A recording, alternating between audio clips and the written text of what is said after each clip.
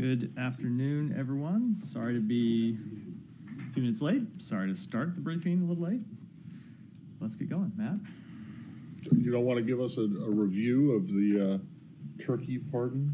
The turkey pardon was great, actually. My kids got, in addition to seeing, what were they, Peach and Blossom being released on their own recognizance, my kids got to meet the president and shake his hand, take a selfie with him. So it was as far as events go, great success, and worthy pushing the briefing back 45 minutes. But I am sorry that you had to wait. Right. Okay. Well, now with that important news of the day out of the way, what I realize that your colleague at the White House, Admiral Kirby, was asked about this multiple times and isn't going to give an answer, and I don't expect you're going to give any answers too. But what is your understanding of the status of this proposal right now? Yeah. So as the Lebanon one. Yeah, I know what you're referring. You won't be surprised that things have not changed markedly in the hour and a half, 2 hours since he spoke to the press. What I'd say is we have made significant progress with getting towards a resolution. That includes progress from where we were when I spoke to this last week, but we're not done yet. Nothing is final until everything is final. We continue to work to try and get an agreement over the line, and we're hopeful we can get one, but we need both of the parties to get to yes. Okay. Do you have, off the top of your head, an idea of how many times you guys, U.S. officials, have said exactly those words as it regards to Lebanon dating back to September, late September, and as it regards Gaza going back to, almost a couple days or a week or so after the October 7th attacks? I can tell you we are painfully aware, because this has been an incredibly frustrating process, both getting to a ceasefire and a diplomatic resolution to the conflict in Lebanon, and also the many rounds of negotiations to get a ceasefire in Gaza.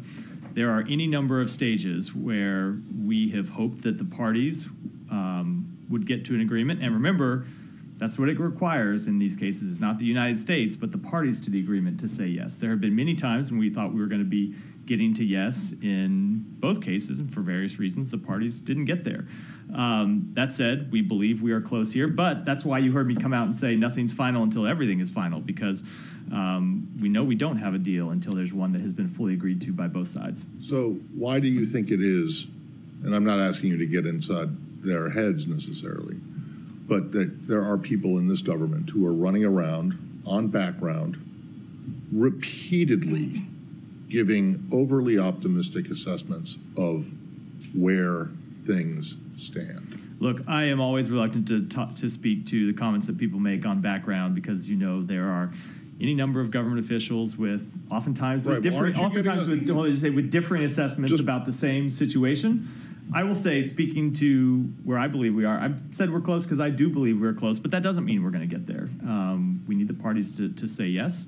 And hopefully that'll happen. Right, but it's becoming increasingly difficult to believe these assessments, because they've been wrong every single time so far. And I realize that you're wrong until you're right? But so you're right about wrong until you're right. But there's also there's the George Mitchell quote you often hear the secretary referred to about diplomacy being 500 days of failure leading to 1 day of success. That's often how these agreement works. But you should know that typically when we say we're close, we have the caveat that nothing is final until everything is final, and that it takes the parties actually saying yes and getting there. I think you've also heard the secretary say that oftentimes the very last stages of an agreement are the most difficult, because the hardest issues are left to the end. That, of course, is true. Hopefully we'll get there with an agreement. We're pushing as hard as we can to get a diplomatic resolution that would allow these tens of thousands of people in Lebanon and Israel to return home. But ultimately, that's up to the parties, not to us. If you could speak to in the same conflict, and there was a huge strike on Beirut on Saturday, and some reporting that it seemed to be a bunker buster bomb. Those are bombs that the U.S. has provided to Israel. Do you have any information on whether that was I don't have any information on what type of weapon it was that was used. Do you have any concerns about that kind of strike on a residential area of central Beirut? So I can't speak to this specific strike. I don't know what it was that they were targeting. I can tell you that we have been concerned about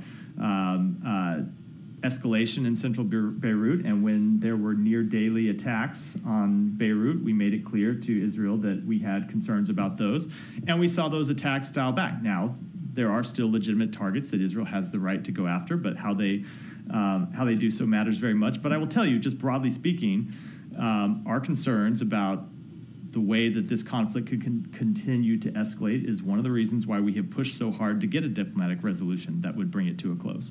Right. I have other questions, but I'll yeah. Yeah. Thank you. Just sticking to the Middle East, there was a report in the Financial Times that Russia has recruited hundreds of Yemeni mercenaries. I was wondering if you had anything on that. So we have seen those reports of them luring foreign nationals, including potentially Yemeni nationals, with promises of jobs, citizenship, university admissions, to fight in the war against Ukraine. There's nothing that we could really comment on at this point, but I would say that's definitely something that concerns us. We have seen these reports, I should note, not with just with respect to Yemen, but you've seen them at times with respect to other countries, reports that Russia was trying to recruit mercenaries. So it would not surprise me at all, given the desperation that we have seen Russia face, where they've had to recruit a foreign army to come into Russia to join the fight, that they would be recruiting mercenaries in Yemen and beyond, but it's not something I can confirm. Yeah, Saeed, go ahead. I'll come over to this, Michelle. Thank you, Matt. I'm intrigued by the 500. Welcome back, by the way. Thank you. Last week. I appreciate it. Yeah. I'm intrigued by the 500 days of failure. Diplomacy being 500 days of failure and 1 day of success. It was a George Mitchell. We're only 412 days on. So this was so just so you know the full context, if you've heard this, it was George Mitchell's quote. Just real quick. It was George Mitchell's quote with respect to the Good Friday quote. No, I understand. I'm just saying. I wanted to ask you about your veto last week. I know that my colleagues asked this question. I wasn't here.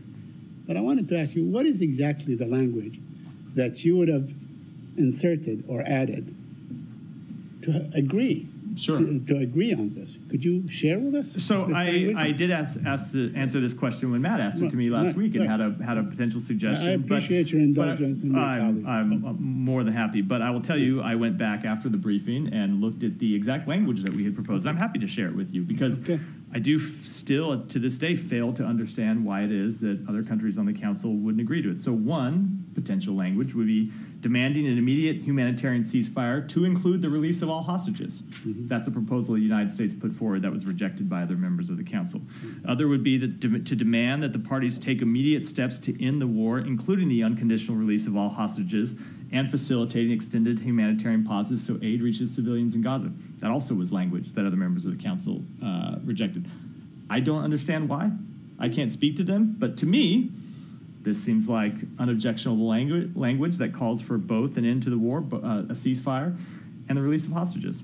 But 14 other members found the language to be acceptable. Sure. And, not really, sure. And we disagree about the language that we ultimately opposed. Mm-hmm. We thought that language did not link the release of hostages with a ceasefire, and that's why we opposed it. But and that can, others can speak to why they supported the language they did. We didn't find that to be a sufficient linkage. But to the question of our alternative language, I think the language I put forward right now makes pretty clear that we were ready to call for an immediate ceasefire. We're ready to call for an end to the war, as we have done consistently, as we have in a previous Security Council resolution that we supported. But we believe we have to be clear that includes the release of hostages. But all diplomats and all experts, all legal experts, said that it was included. They did call for the release of the hostages immediately. It is called for in the resolution itself. No, it did. I don't want to dispute that. It did not link it to a ceasefire, and that's something that we have said from the beginning is important to the United States. Okay. Let me just ask you about the... No, there was one that we supported, the one in June, the United States, the Security Council resolution in June. Language is okay, but the language you abstained on in March, what's the difference between that language and this current one? I'd have to go back and look at the March language. There have been so many resolutions. I honestly In don't. June. I don't remember that. There's the one in June that we supported. in This is June. very different. On The one in June March, 10. I'd have to go back and look. Okay, all right. Let me ask you on the ICC ruling. Now, many of your allies, including countries in the European Union, most countries in the European Union and others, they have agreed to this ruling, maybe with the exception of Hungary or a couple of other places. Do you consider Netanyahu to be a war criminal? So that certainly is not an assessment that we have made, and I will tell you that we have been clear that we, number one, do not believe that the ICC has jurisdiction in this matter, and two, that we have had real concerns about this proceeding on its own, grounded fundamentally in the rules of the court, that this is supposed to be a court of limited jurisdiction, grounded in the rules of complementarity. When there are countries that have investigations going on, and we know that Israel has hundreds of open investigations into potential violations of international humanitarian law or violations of the IDF's own code of conduct, that the ICC is supposed to be a court of last resort after those investigations have proceeded. And we have seen them take that seriously in other cases, with respect to Venezuela, for example, where they have waited until the end of a country's proceedings before moving forward. They declined to do so here, and that's why we have the concerns that we have. So you believe that the ICC should continue to do its work? Well, It should not be sort of sanctions or pursued by, I mean, we heard Senator Cotton, for instance, who wanted to invade the Hague. I don't have any comment on the comments. I'm just saying on that, the lines you hear from the Hill. We are consulting with our allies and partners about this decision and how to respond to it. I don't have anything further Okay, to let me say. ask you one last question on this issue. Yeah. We know that the former... Ghent. You're gonna get a taken question on that one.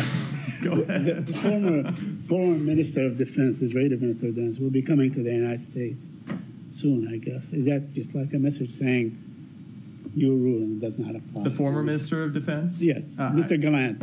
I'm not aware of his travel, but look, the United States is not a party to the ICC in any event. Was not a party to has never been a party to the ICC.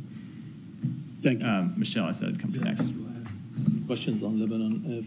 First, Israel said yes to the agreement, and Lebanon too, but why you didn't announce it yet? I am glad that you are able to put facts on the table that I have not spoken to. That's what What's was that? reported today. I know that's what's oftentimes there are a number of things that oftentimes there are a number of things reported that either are incorrect or a little bit off. Look, we don't believe we have an agreement yet. We believe we're close to an agreement. We believe that we have narrowed the gap significantly, but there are still steps that we need to see taken. But we hope that we can get there. I ask you this question, and I will try one more time. What role will the U.S. play in implementing the agreement? Look, and you are right. You did ask me that question last week, and I wasn't willing to speak to it because we didn't have an agreement final. We still don't have one final. And until we get one, I'm just not going to speak to any underlying provisions of that agreement. And can the U.S. Observe the implementation of the agreement since you don't have any troops on the ground? Again, when it comes to everything in this potential agreement, I'm just not going to speak to any underlying I will keep details. trying beside the U.S. I do appreciate it. Will France and the UK be part of the commission that will observe the implementation? I think I very obviously have the same answers I've given, or same non-answer I've given in response to the previous Finally, questions. can Syria and the Assad regime play any role in preventing the flow of arms from Syria to Hezbollah? Look, hypothetically, Syria, of course, could play a role in preventing arms from being trafficked through its territory. It's not a role that we have seen them play to date, but yes, of course, that's something that they could do. Are you talking to them? No, I don't have anything beyond that. You asked me a hypothetical question. I don't have anything beyond that further. Thank you. Michelle in the back. I want to follow up on Lebanon. President-elect Trump has said that he wants to end that war. Has his team at all been helpful, or would you like them to be helpful to get this across the finish line? I'm not aware of any conversations between our team and his team about this. There may have been, there are a lot of people that claim to be close to the former and future president. There are obviously a number of people inside this administration. I can't rule out that somebody had a conversation at one point, but I'm not aware of any conversation. Look, anything that anyone could do to help get a diplomatic resolution is something that we would support, but I don't have anything specific to speak to. Yeah, Nadia. Maybe trying Lebanon again, and then I have a question on the ICC. On Lebanon, so is this your understanding, since Netanyahu said in principle that he agreed to the agreement, that he's waiting now for the cabinet to approve it? Is this the only thing that we're waiting for? I am not going to get into that sort of underlying detail. It is up for the government of Israel to determine what constitutes approval under their system. And we do not yet have an agreement between the government of Israel and the government of Lebanon, and we're working to get one. Okay. But the 60-day ceasefire, is this your understanding again? Is the implementation of cessation of hostilities will start once they agreed on that within this period, or do you think this is just a temporary agreement and then they will sort out the details later? Look, I appreciate the question the same way I appreciated all of Michelle's questions. I'm just not going to get into underlying details of an agreement that is not yet final or is not yet final. We have made significant progress. I think it would be extremely unfortunate if in any way talking about the underlying details from the podium today, while we were trying to bridge the final differences, somehow undid the very important work that has happened. So I unfortunately have to. We've got it. Talking points of John Kirby as well. Well, I think John Kirby is being equally responsible and not talking about an agreement that is still being negotiated. Sure, fair enough. On the ICC, you vehemently disagree with the decision. Does a legal scholar who is a Holocaust survivor and a former Israeli ambassador who weighed heavily into this decision, does it take into account at all? Do you think that somebody like him, who decided that actually there is reasonable ground to consider Netanyahu and his defense minister as war criminals, you think that doesn't count at all? Look, we certainly do not begrudge anyone their considered opinion, including legal scholars who have come to the opposite conclusion from the United States. But it has been the consistent view of the United States, going back for a number of administrations, that they just do not, the ICC does not have jurisdiction over this matter. Okay. You said you're not going to comment on Cotton or Lindsey Graham, that he wants to destroy the economy of your allies, including France and Canada and whatever. No. But the White House said that actually they're going to consider the next steps, what they're going to do later on. What exactly, and actually Karine said they're going to consult with allies. I mean, most of these allies already sided against you. So what exactly the steps that you might consider apart from sanctioning the ICC? So you just heard me a moment ago say that we are going to consult with our allies and partners in this question. I'm not going to try and get ahead of those conversations. We're going to talk to a number of partners of ours and make a decision about how we move forward, but I don't think it would be appropriate for me to try to get ahead of that process before it is taking place. Is it more than sanctions or within this? Again, these are conversations we're going to have with our allies and partners. I shouldn't get ahead of it here. So what is your position on whether other countries that are members should follow the arrest warrant? Look, we have made clear that we disagree with this ruling, that we have serious concerns both with it from a jurisdictional perspective and also from a process perspective.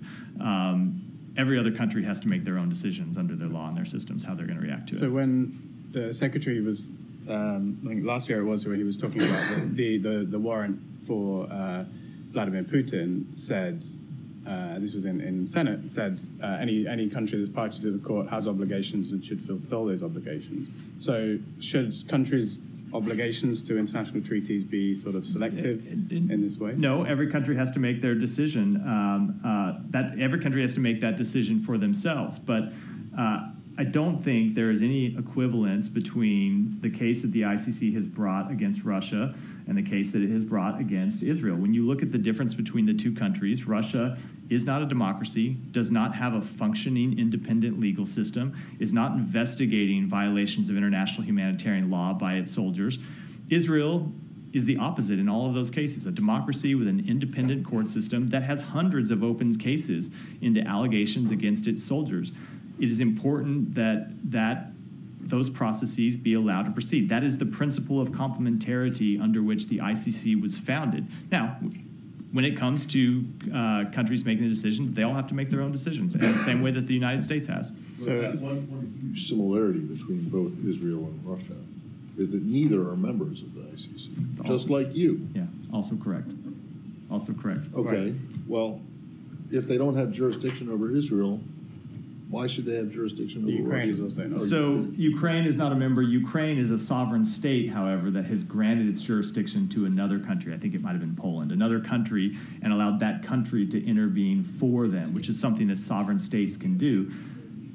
There is no sovereign state of Palestine. We want to establish a Palestinian state, but that is the fundamental nature of our jurisdictional disagreement with the court on this matter. Okay, it's still your position that other countries, if Vladimir Putin or other Russian official who've been granted arrest warrants against them, come to their countries, they should be arrested. Yes, but that ultimately that is a decision that every country has to make for itself. And this feels like a different universe now, but there was a time when this administration was talking very positively about the ICC. Obviously, the US is not a party, but there was a agreement, or the president granted or asked agencies to share information with the ICC on the Russia-Ukraine case. Is that still something that this administration is doing? Are you still sharing intelligence and information with the ICC? I'll have to take that back and get you an answer. I don't have any. I don't have any current read on what our actions have been in terms of supplying them information on that case. Yeah. Can you stay back to the ceasefire deal? Yeah. Do you have any further information that you can share about the sticking points? I do not. I do not. Yeah, I do not. It gets into this question that I've declined to answer about underlying details. And has the U.S. been asked by Israel to give a letter of assurances, include it for any Israeli military? That also goes to, it's going to be a short briefing if I'm going to be declining all these questions. No, it also goes to the underlying details of the case, of the negotiations, which I just can't in good conscience speak to from here publicly. Yeah. Thank you. So my first question with the ICC, Iran's supreme leader today called for death sentence for Israeli leaders. So I want to get your take. And does this kind of position by the supreme leader in Iran increases the tension that U.S. tries to subside in the region? So those comments, I'd say, are unfortunately what we would expect from the leader of a country that is a state sponsor of terrorism. When it comes to tensions in the region, obviously those comments are not helpful. And I would say, as we have said before, that Iran should not further escalate this conflict, should not respond to Israel in any way, should not take any further steps to heighten tensions in the region. Do you have a new assessment of Iran's readiness to retaliate against Israel? I don't. I mean, that goes to the point I was just referring to. So I think we were very clear after Israel took its limited actions several weeks ago now that should be the end of it. That should be the end of direct fire between Israel and Iran, and that remains our position. Iran nuclear talks, it says, to begin at the end of this week in Geneva, Iran and E3. Will U.S. be joining even indirectly in those talks? No, we will not be joining those talks. We are closely coordinating with our E3 partners regarding Iran's full implementation of its nuclear safeguard obligations and holding Iran accountable for its failure to meet those obligations. We have made it clear that Iran must provide full cooperation with the IAEA without further delay, and will continue to closely coordinate with the governments of France, Germany, and the United Kingdom. Do you find it to be, your assessment to Iran's response to the censure they received from the IAEA Board of Governors? What was the first part of the question? Do we what? Is it your assessment that Iran's announcing readiness to talk to the E3? Yeah, was there. So, look, I would just say we're concerned with Iran's announcement that it's choosing the path of continued escalation instead of cooperating with the IAEA. Its continued production and accumulation of uranium enriched up to 60% has no credible civilian justification. The IAEA Board of Governors has been clear that Iran must provide full cooperation with the IAEA without delay in order to resolve questions related to its legal obligations that have been outstanding for more than 5 years, and we will continue to coordinate with our E3 partners to hold Iran accountable. Yeah, go ahead. I don't know if you were asked this question because I was doing my live shot on Lebanon. I know you don't want to elaborate, but the question is, if there is no deal, would it be fair to say this would be the last chance? I don't want to speculate about what might happen. We want to get a deal, and we believe that we are close. We will always try to pursue diplomacy to resolve this conflict, but I don't want to speculate about an outcome that I hope. I don't want to speculate about an outcome that we hope doesn't take place. Right? We want to get a deal. I don't want to speculate about what would happen if we don't get one. Okay. From what we've learned, this would be a ceasefire for 60 days, whatever you want. You don't want to confirm, I understand. But the thing is, who would be following up on that? There are rumors that Hochstein is leaving his position. So is the State Department going to be involved? Are you going to follow up also on the internal politics mediation in Lebanon when it comes to the president, to elect a president, to have a new government? So, what are the plans? So the United States will continue to stay engaged on this question. I obviously can't speak for what will happen post-January 20th. There will be a new set of people making decisions about the United States' role in the region, but it's certainly in the interest of the United States to continue to push for diplomacy and to continue to resolve this conflict, and ultimately to see that United Nations Security Council Resolution 1701 is implemented. That's an important thing that we are trying to achieve under this resolution, and that is something that will require work by the parties. Should we get this agreement, will require work by the parties going forward, and I do believe it is in the interest of the United States to stay engaged on that matter, whether it is our administration or the next one. Since you raised up the 1701, yeah, will we have another Security Council resolution regarding this agreement or statement from the Security Council, since you will preside over the Security Council next month? Look, I just don't want to get ahead of where things stand today. We want to get a resolution first. Should we get a resolution, you will hear from us about the answers to all the questions that you have been putting to me today, and many others, including potentially a Security Council resolution. But I just don't want to get that. I don't want to get into that today. Thank you. Yeah, Janie. Thank you. I have a couple of questions on Russia, Ukraine, and North Korea. Russian Deputy Foreign Minister Andrei Rutenko said that if South Korea provide lethal weapons to Ukraine, the relationship between the two countries will be completely destroyed. And the United States is also responsible for this. How will you react to this? No, look, I don't want to deal with a hypothetical situation, but it is Russia and Russia alone that is responsible for the very real security concerns that South Korea and the United States and Japan and any number of other countries have about the movement of DPRK troops to join the fight in Russia against Ukraine. Secondly, Ukraine media reported that 500 North Korean soldiers killed by Ukrainian strikes in Crocus. Are North Korean troops deployed into combat and currently fighting against Ukraine? What is the situation up there? So we have seen North Korean troops enter combat operations. With respect to any kind of damage assessment, I would refer to the government of Ukraine to make those. South Korean National Security Office announced that in return for North Korea sending long-range artillery and the artillery power to operate it to Russia, Russia has already given North Korea anti-aircraft missile and other air defense equipment. How do you confirm this? Do you have any information about that? I don't. I am not able to confirm that today. Willie. Thanks, Matt. You mentioned that one of the things that distinguishes Israel from Russia is the fact that it has hundreds of open investigations into its own people and events. The State Department, of course, has dozens of investigations into some of those events as well. Any update on those? No, they're ongoing. And what happens on January 20th? So the assessments that we are conducting about compliance with international humanitarian law are assessments that are required under the law. They are not discretionary assessments made by this department. They're things that we are required to do, and that is true regardless of who the president is. Thank you.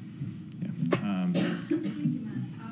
Human Rights Watch has reported today that an Israeli airstrike in Lebanon last month, which killed 3 journalists, constitutes an apparent war crime, and U.S.-made arms were also used in this incidents, according to report. Have you seen the report, and is the U.S. assessing the use of its weapons in this incidents like the others, reported other 500 others? So I have seen the public reference to the report. I'm sure there are people inside the administration, inside the department who have looked at the report. We generally do take these reports very seriously when we see them from non-governmental organizations, but I don't have any kind of further assessment either to the type of weapon that was used or to the nature of the strike itself. And there were similar, reportedly 500 such incidents that were being investigated by the State Department. Any conclusion in any of these? No, just as I said in response to Willie's question, we have a number of assessments that are ongoing.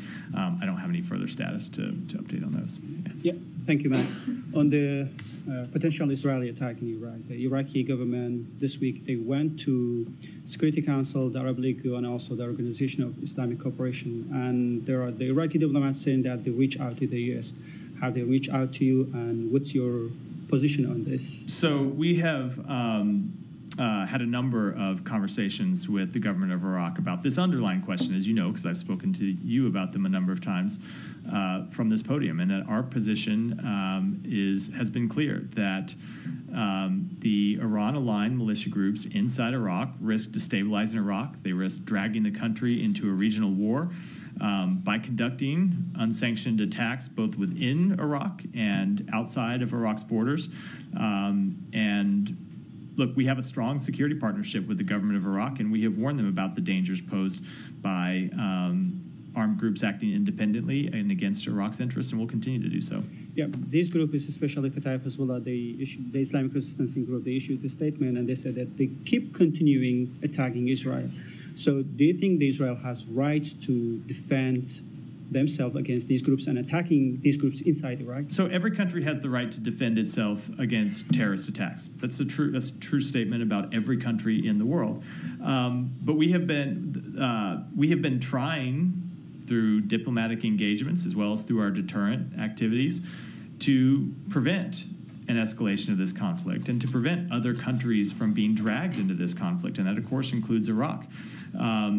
Which is why we have been clear with the government of Iraq that it must do everything possible to prevent these types of attacks from inside its own borders. And lastly, the Iraqi government says that U.S. has an obligation to deter these threats under the third section of the Strategic Framework Agreement between the U.S. government and the Iraqi government.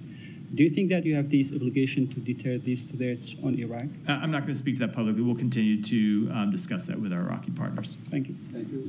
So there are suicide bombings, sectarian clashes, political chaos, and right now thousands of Pakistani people protesting and clashing with the police force demanding the release of their political leader. What are your thoughts when you see such kind of country like Pakistan going through such turmoil? Right. So in Pakistan and around the world, we support freedom of expression, peaceful assembly, and association. We call on protesters to demonstrate peacefully and refrain from violence. And at the same time, we call on Pakistani authorities to respect human rights and fundamental freedoms and to ensure respect for Pakistan's laws and constitution as they work to maintain law and order. So U.S. prosecutors have charged Indian billionaire Adani with fraud and bribery. The leader of the opposition in India, Rahul Gandhi, has demanded the immediate arrest of Adani and alleged that Prime Minister Modi is protecting him. Is this something U.S. supports, such as the arrest investigation charges against Adani? Look, that is a law enforcement matter. I would defer to my colleagues at the Department of Justice to speak to it. Thank you, Matt. Regarding the protests going on in Pakistan, yesterday in almost 10 major cities in the U.S., those similar protests happened where they're demanding the release of Imran Khan. Right now, just 15 minutes ago, 20 people in the protesters were shot. They're injured now. Your reaction to that, and how do you see the future of Pakistan? Is it starting to look like Bangladesh or not yet? Look, I don't have any further comment than what I said a moment ago, that we support the right of people inside Pakistan to protest peacefully, and we call on the Pakistani authorities to respect human rights and fundamental freedoms. Just last one.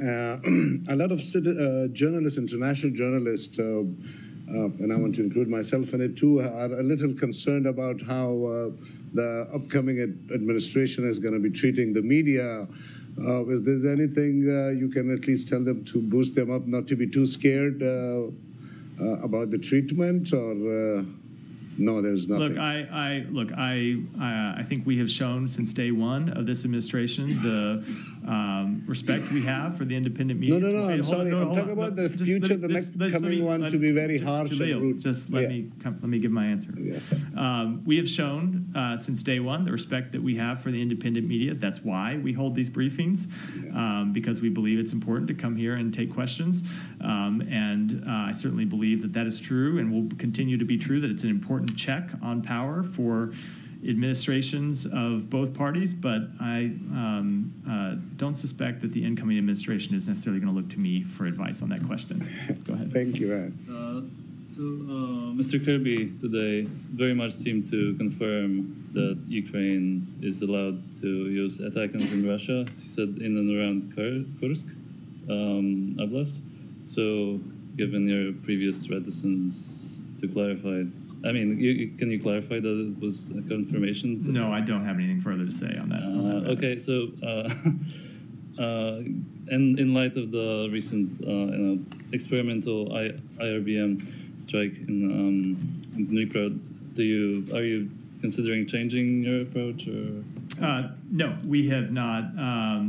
When it comes, two ways to interpret that question, and I'll answer them both ways. When it comes to nuclear posture, if that's the approach that you meant, no, we have not changed our underlying nuclear posture and don't anticipate the need to do so.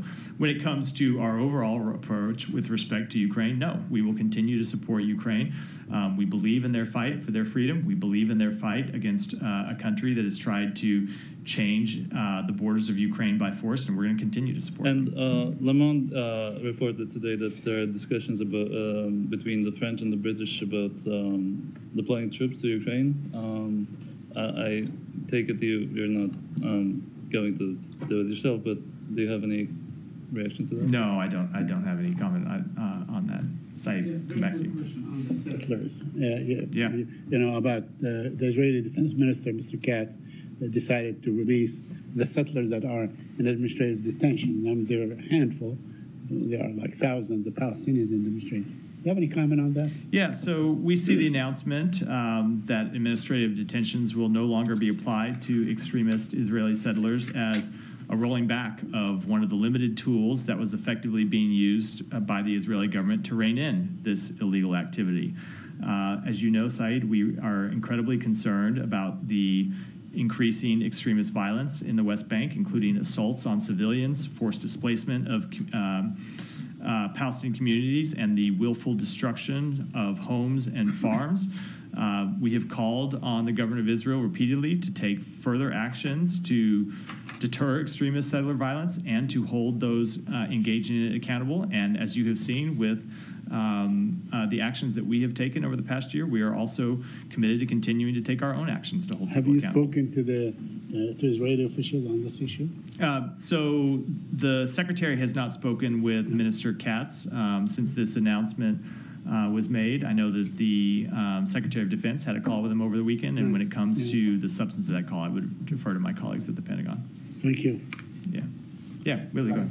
Just on the sanctions, is there anything the State Department can do to calcify the sanctions that you've already put in place? So the sanctions that we have put in place are decisions by the executive branch under authority given to us in the State Department's case, and I believe it's true in the Treasury Department's case as well, by an executive order signed by the President. Executive actions, unlike statutes, can be reversed by future executives, and executive orders issued by one president can be withdrawn by future presidents. I know that is an unsatisfactory answer to a number of people, but that is the nature of our system. Yeah. Coming back to Lebanon, there's a Human Rights Watch report today based on some research that they've done about an Israeli airstrike on October 25th that killed 3 journalists and injured 4 others. They say it seemed to be a deliberate attack on civilians, an apparent war crime.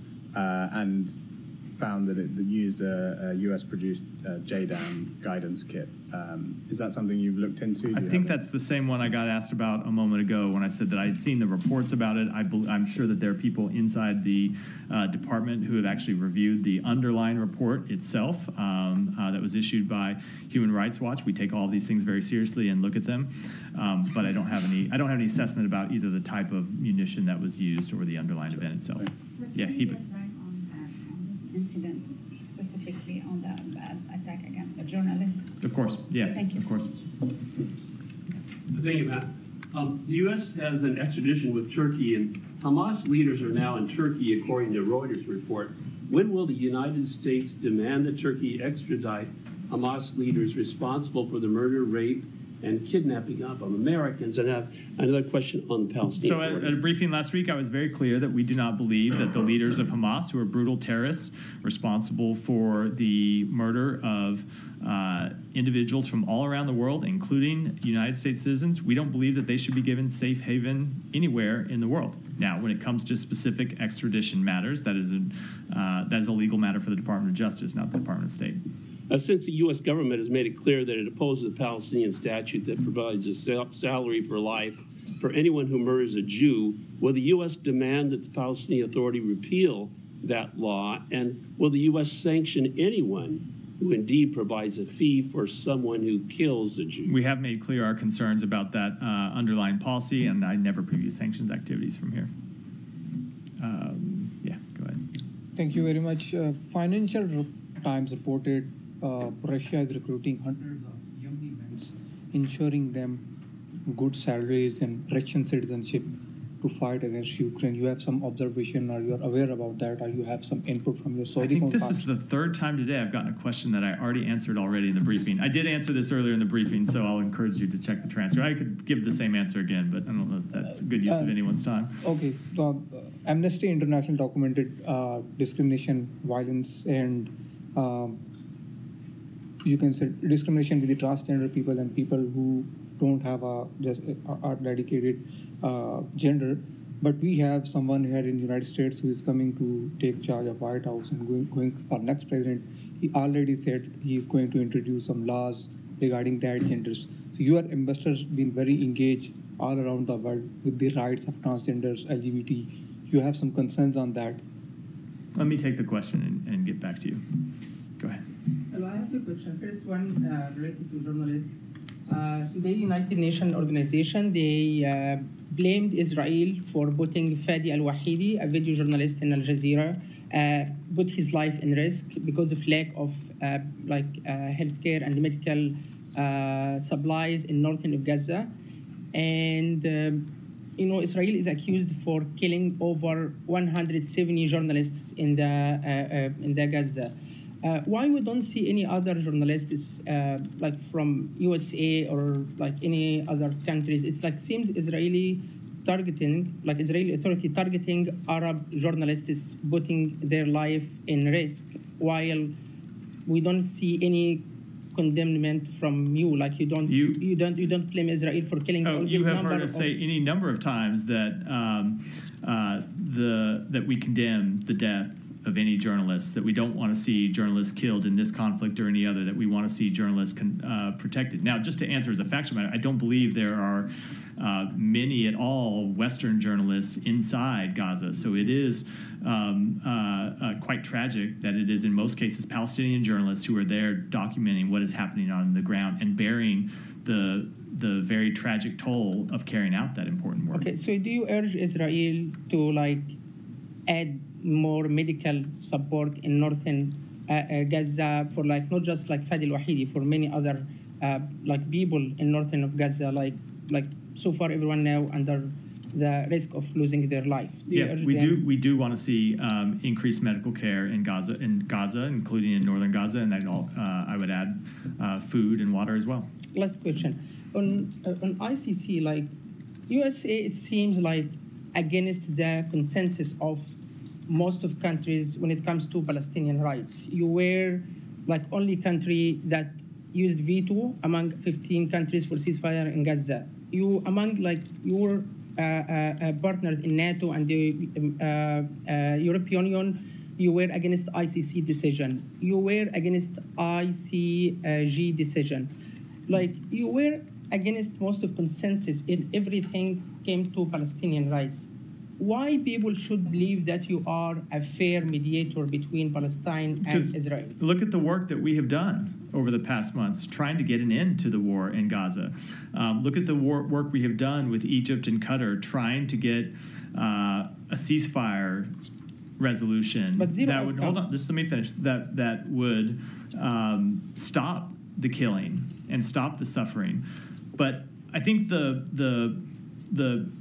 I don't know, this faulty premise, maybe the right way to say it. I think the issue underlying the question is, or the presumption in the question is that the United States can force anyone to take a deal. We can't. Who can judge Let me just answer the question. We can work with our mediators and continue to put forward the best proposals possible. We can continue to push to try to get a resolution. But in all of these cases, it requires the underlying parties to say yes. It requires the parties to conflict to say yes. And we will continue to use the every diplomatic tool the United States has available to itself to try to end these conflicts, but it requires the parties themselves getting to a deal. One more.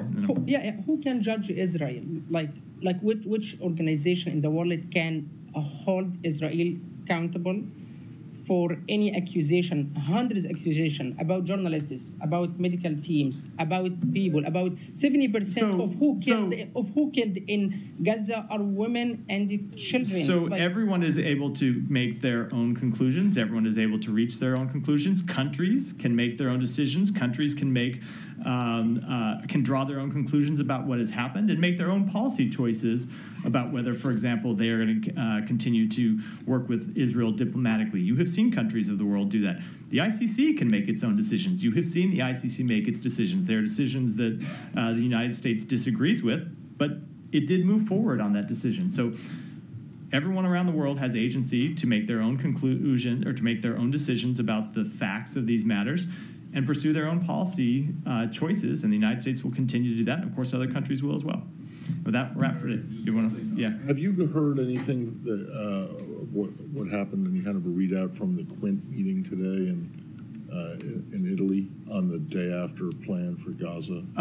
There wasn't such a meeting. There was a meeting of the secretary with a number of Arab partners. It wasn't the full Quint on Sudan. It was the Quint -1. There were a couple that weren't there. It ended up not all of the foreign ministers from Arab countries ended up attending the G7 meeting in Rome.